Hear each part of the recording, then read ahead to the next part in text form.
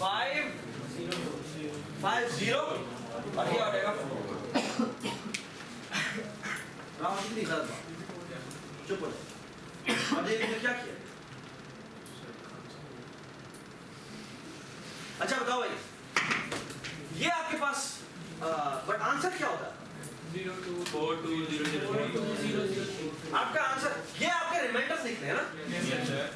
लेकिन जो आंसर है वो आपका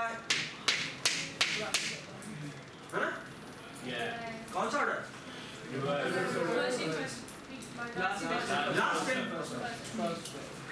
So all you need to do is कि आप रिमाइंडर्स देते जाएं और स्टैक में पुश करते जाएं। स्टैक किस टाइप का बनेगा? एंड टाइप का। बात सुनाई?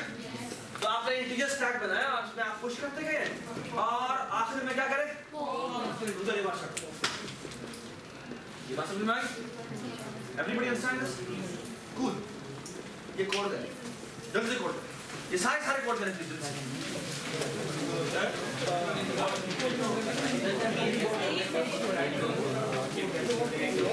यहाँ पे ना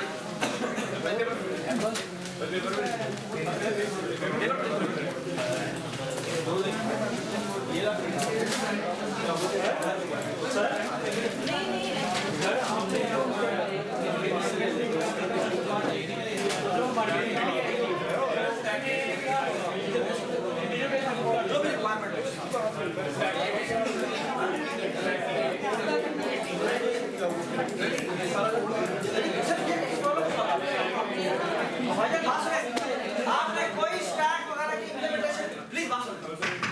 You are not asked to implement stack on queue. You will use it as a black box. आपको कहा गया है कि आपने ये प्रॉब्लम सॉल्व करना है जो आपको अभी भी दिया गया है, ठीक है? ये यूज करें और स्टैक और क्यू की इम्प्लीमेंटेशन आपने as a black box. Word number का आपको स्टैक चाहिए तो यहाँ पे आप लिखेंगे स्टैक एस के, ठीक हो गया? ऑलराइट। और जिन लोगों को टेम्पलेट का पता है वो यहाँ पे एंड, ठीक है? और जिन्होंने टेम्पलेट्स नहीं किए वहाँ पर जाके अपनी स्टैक में यहाँ पे ऑलराइट।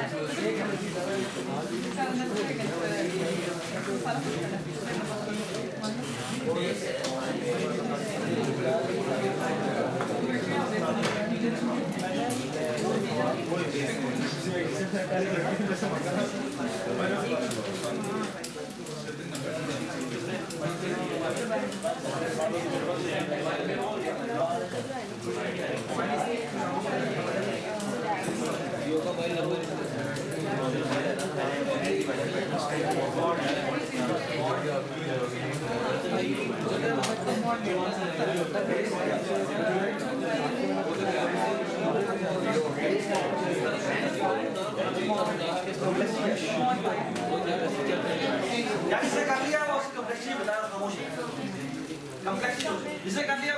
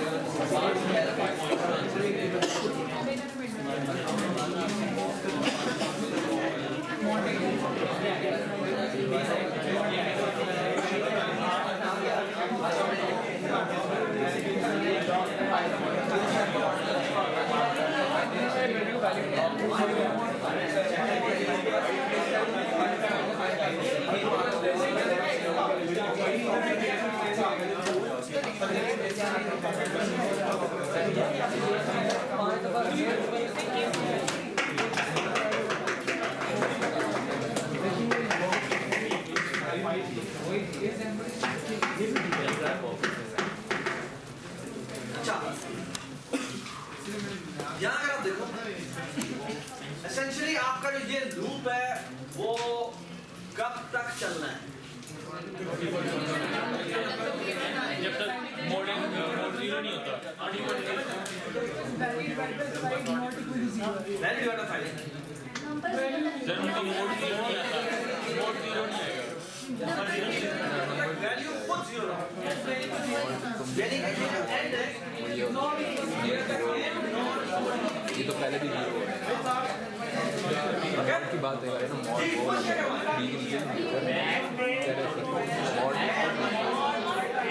मॉड तो अगर मीटिंग क्या होता है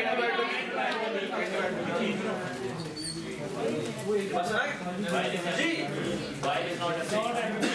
while what not is not empty stack dot s dot empty empty यार जब तक वो empty नहीं होता हमें क्या करना है फॉर्म के बाद वी में रखना है और ये वी श्योर सर अगर हम उधर ही साथ सी आउट टॉप करते रहे तो क्या टॉप सर सी आउट टॉप करते रहे यहाँ पर नहीं होगा ना वरना तो वो टॉप जो है वो तो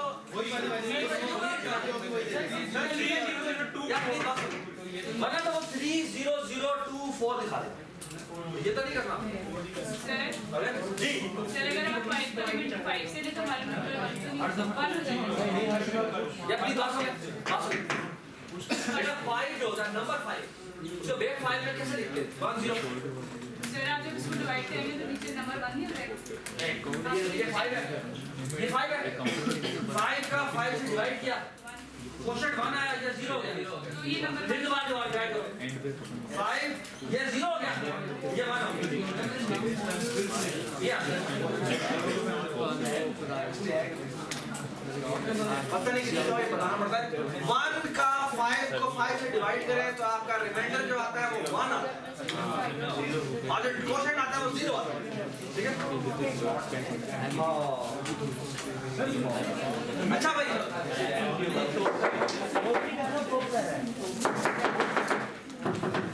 किसकी कॉम्प्लेक्सिटी है log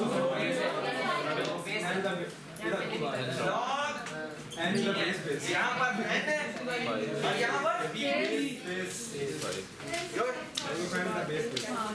does it make sense? ये तो b से डिवाइड होता है ठीक हो गया सर शाबाश जी but so far so good alright ठीक है कुछ लोगों ने ना कहा था कि n है ऑफ कोर्स ये n है सर ये जो पॉप है ना पॉप जो है प्रिंट नहीं कराता कुछ लोगों को पता नहीं है प्रिंट नहीं कराता टॉप कराता है तो आप टॉप करेंगे फिर नीचे सी आउट के बाद पॉप कर देंगे बिल्कुल ठीक बात साथ में बड़ी सी बात ये कि बात प्लीज बात सुन कुछ लोग ना अभी मैंने जब बेटा से पढ़ाता ना तो मैंने एक्चुअली इंप्लीमेंटेशन करवाई थी ना वो थोड़ी सी डिफरेंट करवाई डॉट डिस्टेंस का मतलब ये पॉप जो फंक्शन है ना हमारा तुम्हारा बहुत वैल्यू रिटर्न करता है।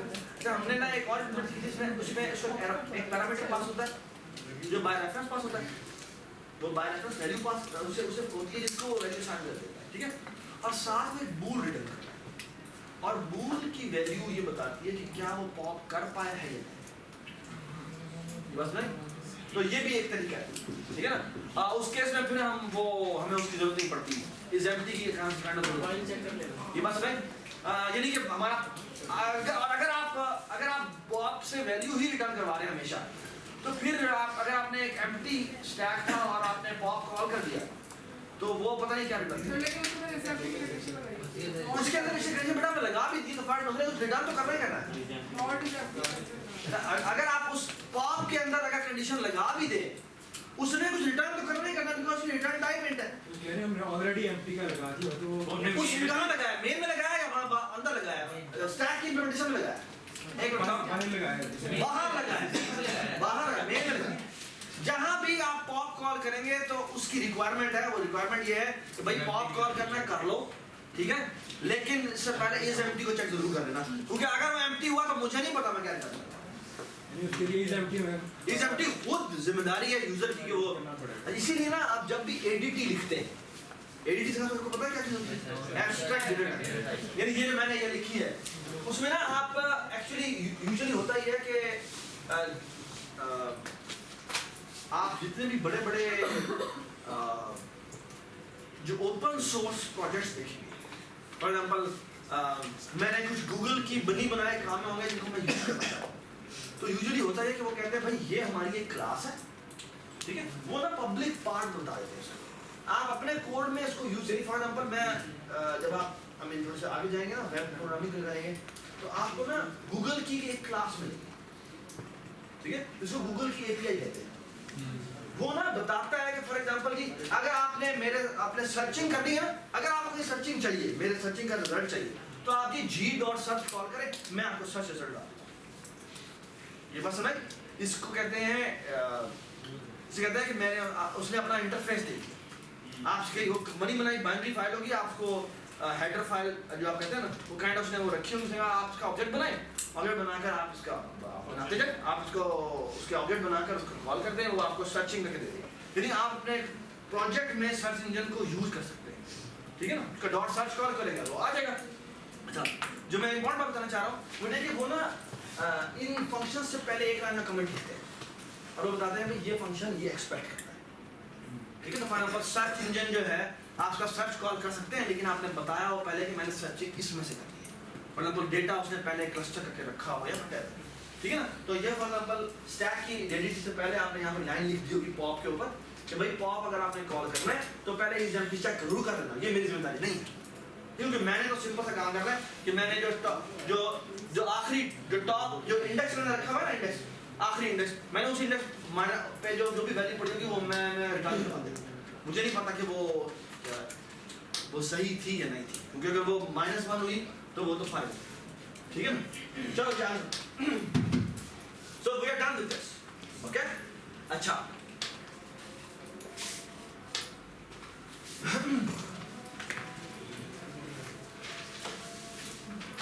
तो ये बताएं कि अच्छा ऑल ऑफ यू रिमेंबर कि हमने एक चीज और की थी, अच्छा एक्सप्रेशन वाले किसको इसमें मसला एक्सप्रेशन वाले सबने किया था, सब प्रीफिक्स पॉजिटिव, हाँ प्रीफिक्स आपको एक एक्सप्रेशन मिला को आपने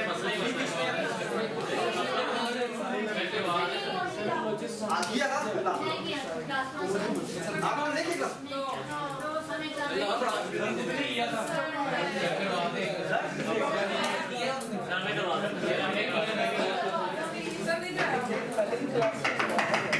आइडिया का बहुत सिंपल है, अपनी बात सुन। उसका आइडिया ये था कि ना आपको अगर मैं कोई एक्सप्रेशन मुझे कोई पूछता है 2 प्लस मल्टीप्लाई बाय 6 हाँ जी 6 -2 मल्टीप्लाई बाय the 7 minus 6, हाँ जी, उसे कर देते हैं -2 और यहाँ कर देते हैं divided by 2 minus 1, ओके?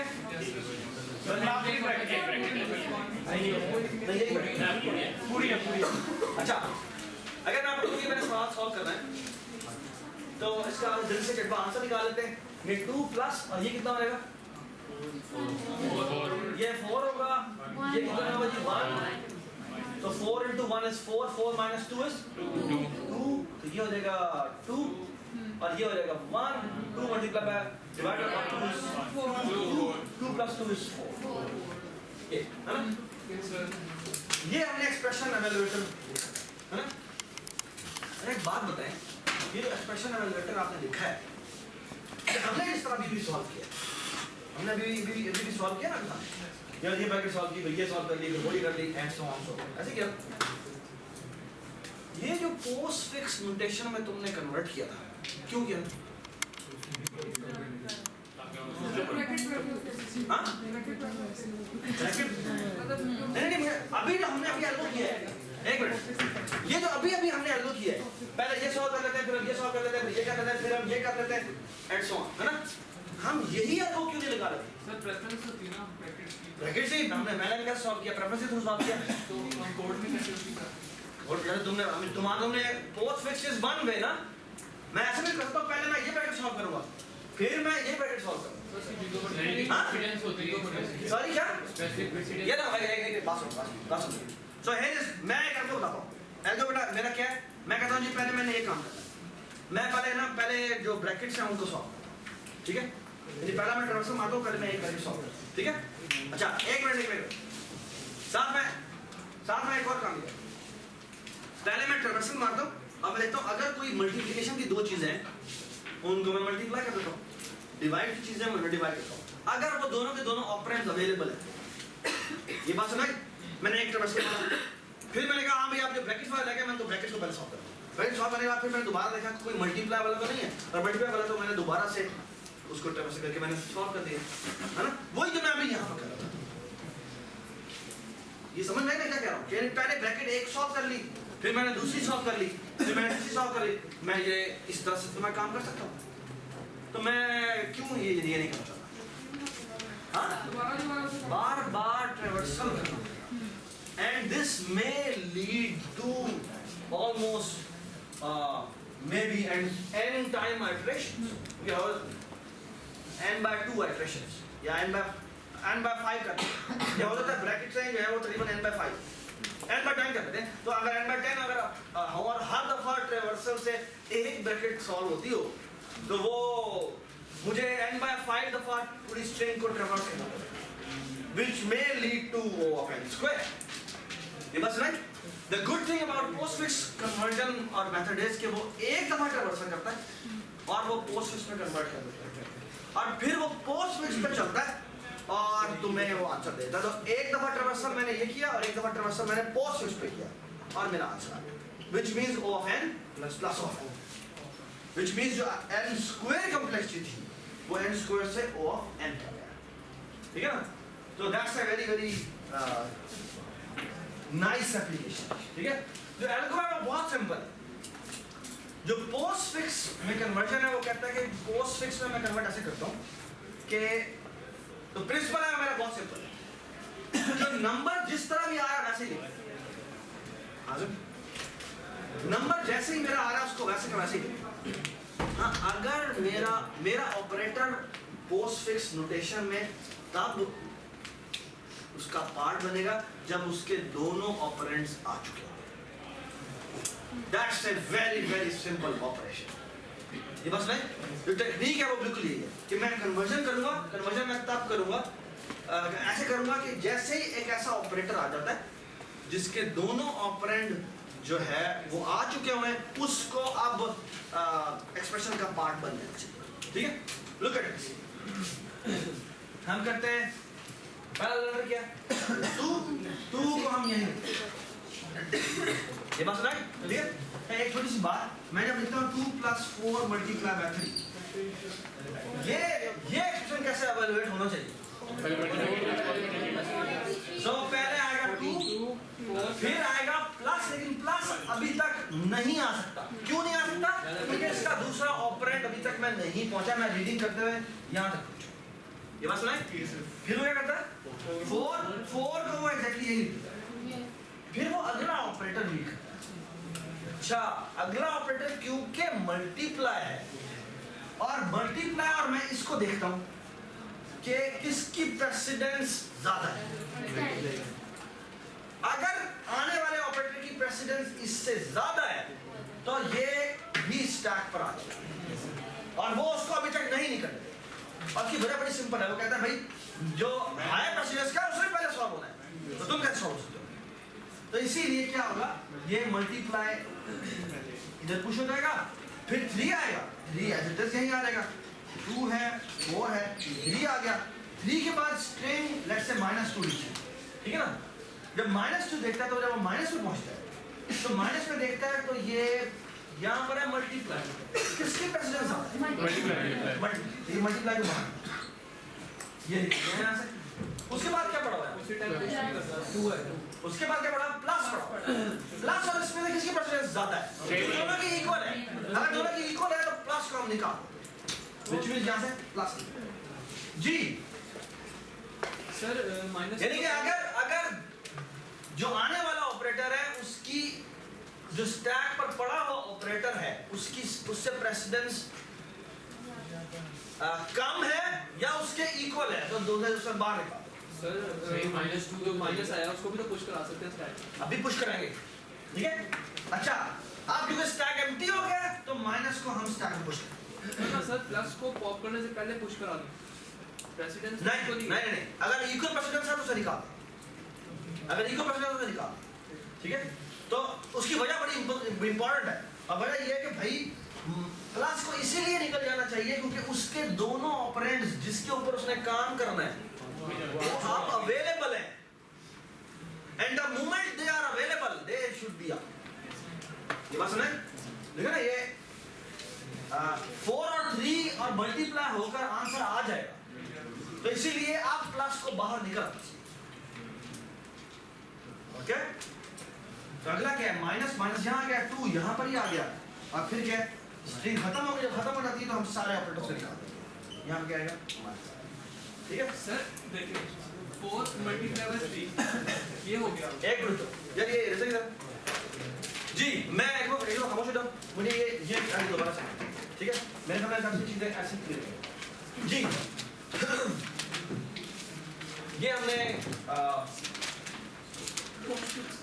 ये हमने विदाउट ब्रैकेटिंग, है ना? अब हम ब्रैकेटिंग के साथ, ठीक है?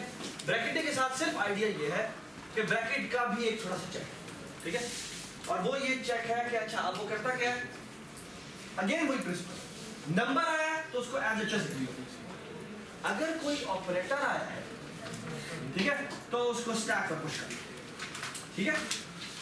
ऑलराइट, अगर ओपन ब्रैकेट आई है तो उसको भी स्टैक पर पुश कर, ऑलराइट? अगर दोबारा ओपन ब्रैकेट आ गया फिर ओपन ब्रैकेट पुश कर देंगे। उसके बाद क्या है? 6 है, नंबर को तो हमने कुछ करना ही है तो वैसे ही आ। उसके बाद क्या है? माइनस है, माइनस को वो आके देखता है, अगर स्टैक के टॉप पर कोई ऑपरेटर पड़ा होता तो फिर तो कंपैरिजन होता, लेकिन ऑपरेटर नहीं पड़ा हुआ, ब्रैकेट पर, ये स्टैक पर पुश है, ठीक हो गया? उसके बाद क्या है? 2, ये 2 है ना? अब ब्रैकेट क्लोज वो यहाँ ऐसे ही है, और जब वो ब्रैकेट क्लोज पे पहुंचता है तो ब्रैकेट क्लोज का चेक बहुत सिंपल, वो कहता है जब तक सारे ऑपरेटर्स निकालना शुरू कर, जब तक के क्या ना हो जाए ओपनिंग ब्रैकेट नहीं आ जाती, एक क्योंकि एक क्लोजिंग ब्रैकेट एक ही ओपनिंग ब्रैकेट को निकाल सकती है, ओके? विच मींस यहाँ से माइनस निकल जाएगा और यहाँ से ये ओपनिंग ब्रैकेट भी निकल जाएगा, ठीक हो गया? उसके बाद क्या है? उसके बाद ये मल्टीप्लाई करा और चेक के टॉप पे क्या पड़ा? क्योंकि ओपनिंग ब्रैकेट है तो हम चेक ही नहीं करना, यहाँ पे मल्टीप्लाई आ जाएगा, ठीक है? उसके बाद क्या है? ओपनिंग ब्रैकेट, यहाँ पे ओपन ब्रैकेट आ गई। उसके बाद क्या है? 7 यहाँ पर आ गया, माइनस माइनस यहाँ पर आ गया, y माइनस यहाँ पर आया, ओपन ब्रैकेट है। उसके बाद क्या है? 6, जी बताएं। 6 को तो हमने कुछ देखना ही नहीं है, क्योंकि ये क्लोजिंग ब्रैकेट है तो क्या करेंगे, ये भी पॉप हो गया और ये भी माइनस भी निकल आया और ये भी आ, ठीक है जी। उसके बाद क्या है, और माइनस को हमने यहाँ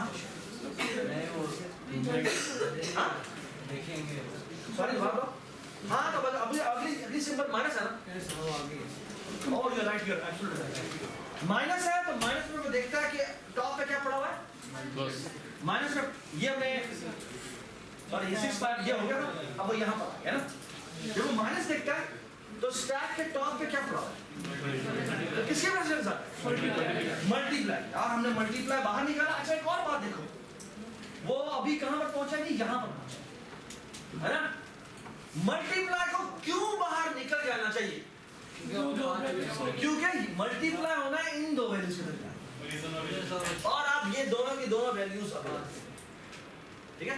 सो in the process of making this try to understand कि व्हाट इज गोइंग ऑन, ठीक हो गया। ऑलराइट, उसके बाद क्या है, माइनस आ गया, माइनस यहाँ पर पुश हो जाएगा, ठीक है, फिर क्या आएगा 2, ठीक है, 2 पे क्या कर देगा, ठीक है, फिर क्लोजिंग ब्रैकेट आ गई है, ठीक है, तो ये माइनस को पुश कर दिया, ठीक है, और ये भी इसने माफ कर दिया जी। उसके बाद क्या है, डिवीजन है और यहाँ पर क्या है, डिवीजन यहाँ पुश हो जाएगा। उसके बाद क्या आएगा, ओपनिंग ब्रैकेट है तो ब्रैकेट यहाँ आ जाएगी, ठीक है, 2 एज इट इज यहाँ आ जाएगा, माइनस है, माइनस से क्या करना, पुश करें, माइनस पुश हो जाएगा और 1 जो है एज इट इज लिखा जाएगा, ब्रैकेट है इसका मतलब है माइनस भी निकल गया, ये भी ठीक है, माइनस भी निकल गया, और उसके बाद स्ट्रिंग खत्म हो गई। अगर स्ट्रिंग खत्म हो जाए तो हम क्या करेंगे, सारे ऑपरेटर निकाल देंगे, ये भी निकल जाएगा और ये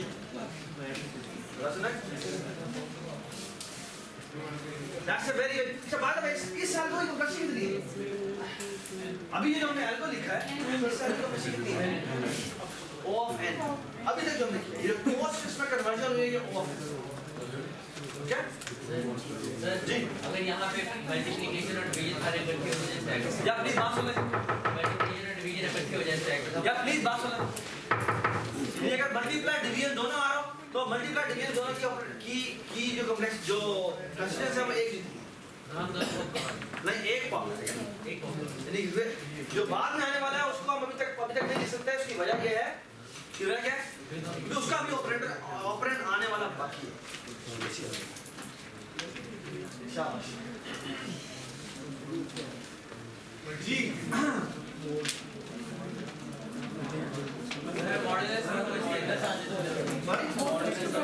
मॉडल्स में क्यों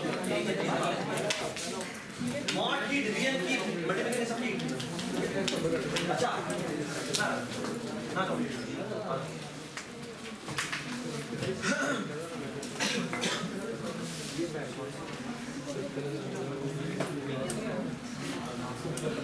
अच्छा एक ना